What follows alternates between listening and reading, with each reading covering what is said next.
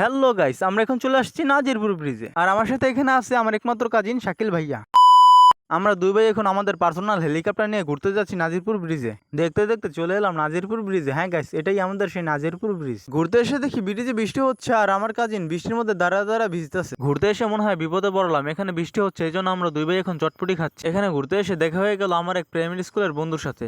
এরপর বন্ধুদের সাথে কিছুক্ষণ আড্ডা দিলাম আর ওদের সাথে একজন ছোট ভাইও আসছে। অনেকদিন পরে পুরনো বন্ধুদের সাথে আড্ডা দিয়ে ভালোই লাগলো। আমার কাজিনকে রেখে আমি পুরনো বন্ধুর সাথে আড্ডা দিতেছি, এই জন্য আমার কাজিন এখানে দাঁড়িয়ে দাঁড়িয়ে একা একা কষ্টের গান গাইতেছে। গাইস, নাজিরপুর ব্রিজ এমন একটা ব্রিজ, এখানে সবসময় মানুষ ঘুরতে আসে। আজকে বিকেলে এখানে বৃষ্টি হয়েছে, এই জন্য আজকে এখানে কম মানুষ আসছে। কোনো কারণে আপনার যদি মন খারাপ থাকে তাহলে আপনি নাজিরপুর ব্রিজে ঘুরতে আসতে পারেন। এত এত মানুষের মধ্যে থাকলে আপনার অবশ্যই মন ভালো হয়ে যাবেই। নাজিরপুর ব্রিজ হচ্ছে সুন্দর একটা ফটোশুটের জায়গা। মূলত এখানে মানুষ আসে ছবি তোলার জন্যই। নাজিরপুর ব্রিজে ঈদের সময় সবচাইতে বেশি মানুষ ঘুরতে আসে। এতক্ষণ আমরা ব্রিজের উপর দিয়ে ঘোরাঘুরি করলাম, এখন আমরা নদীর পার ঘুরতে যাবো, এই জন্য সিঁড়ি দিয়ে নিচে নামতেছি। এতক্ষণ হাঁটতে হাঁটতে ঘামিয়ে গেছি, এই জন্য শার্ট খুলে ফেললাম। হাঁটতে হাঁটতে এখন আমরা চলে এলাম নদীর পারে।